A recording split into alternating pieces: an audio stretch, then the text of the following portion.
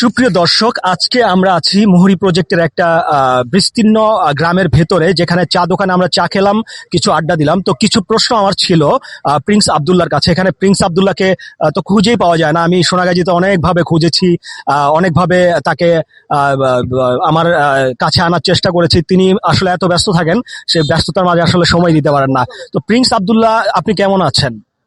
হ্যাঁ, আমি আলহামদুলিল্লাহ ভালো আছি। আপনি কেমন আছেন? আলহামদুলিল্লাহ ভালো আছি। তো সম্প্রতি আমি সোশ্যাল মিডিয়াতে আপনাদের কিছু কর্মকাণ্ড দেখেছি। সেটা হচ্ছে প্রিন্স আব্দুল্লাহ বনাম আপনার হচ্ছে এআর রিমন, যিনি ইতালিতে অবস্থান করছেন। তো এই কি বিষয় নিয়ে আপনাদের ভিতর আসলে এই ঝগড়াটা বা দ্বন্দ্বটা? আসলে হচ্ছে উনি যা আমার নামে মানে কি মিথ্যা অপপ্রচার দিয়ে যাচ্ছে, সবগুলো মিথ্যা বানোয়াট। আর আমি যেগুলো বলে যাচ্ছি সবগুলো মানে কি সঠিক তথ্য আমার কাছে আছে, আমার কাছে সব ডকুমেন্ট আছে। আচ্ছা, ডকুমেন্ট আছে। কি কি অপকর্মের সাথে সে যুক্ত আছে আমাকে একটু বলেন তো। অবশ্যই উনি এলাকায় থাকতে সময় তিনি মানুষের নারকেল, সুপারি, গাড়ি, এভরিথিং সবকিছু চুরিদারি করতো। মানুষের কাছে গিয়া অনেক টাকা হাতিয়ে নিত। লিবিয়া নিব, লিবিয়া থেকে। আচ্ছা, আমি আপনাকে স্টপ করি।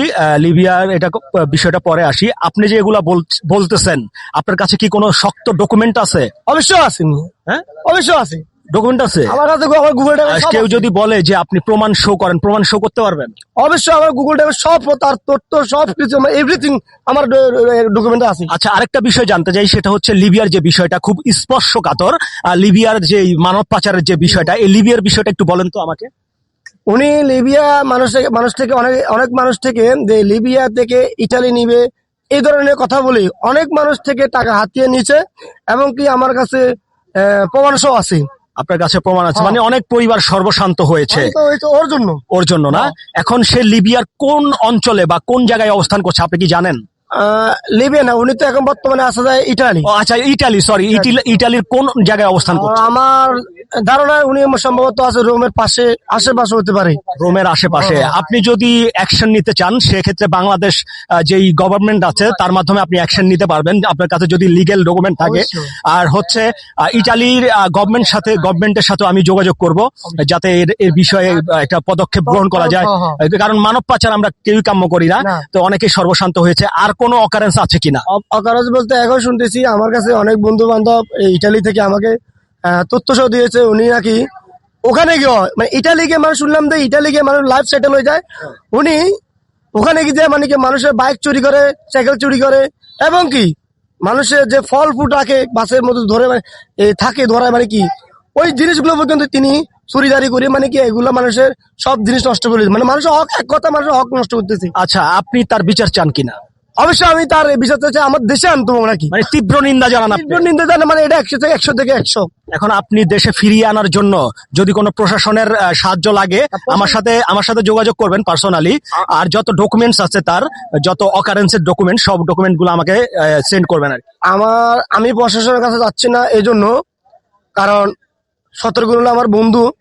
আর আচ্ছা আচ্ছা, এআর রিমন আপনার বন্ধু? হ্যাঁ। আচ্ছা, বন্ধু হয়ে বন্ধুর সাথে এই ধরনের ঝগড়া, আমি তো বুঝলাম না। মূলত আমাদের যে চুরিদারি করি, আচ্ছা আচ্ছা, আমাদের বন্ধু বান্ধব মান ইজ্জত সব ধুলে মিশিয়ে দিচ্ছি। মানে আপনাদের এবং কি তিনি আমাদেরকে বলতেছে আমি চুরিদারি করুম, তোদের শরম যাক, যা যাক, সেটা আমার ব্যক্তিগত কোনো একান্ত কোনো বিষয় না। মানে আপনাদের ফ্রেন্ড সার্কেল, বন্ধু মহলের মধ্যে মানে যেই অকারেন্স গুলা করে, এর জন্য আপনারা মুখ দেখাইতে পারেন না সোনাগাজীতে?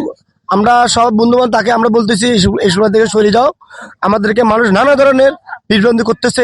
তোমার বন্ধু মানে অ্যাকচুয়ালি তিনি তো দেশে নাই, সব শুনতে হয় আপনাদের। আমাদের শুনতে হয়, আমরা যেহেতু তার বন্ধু, আমরা শুনতে। তো এই জন্য আমি পদক্ষেপ নিয়েছি, উনি যেগুলো করতেছে এটা আসলে ভালো করতেছে না, উনিকে আমাদের দেশে আনি, আমরা তার বিচার করতে মানে চাই।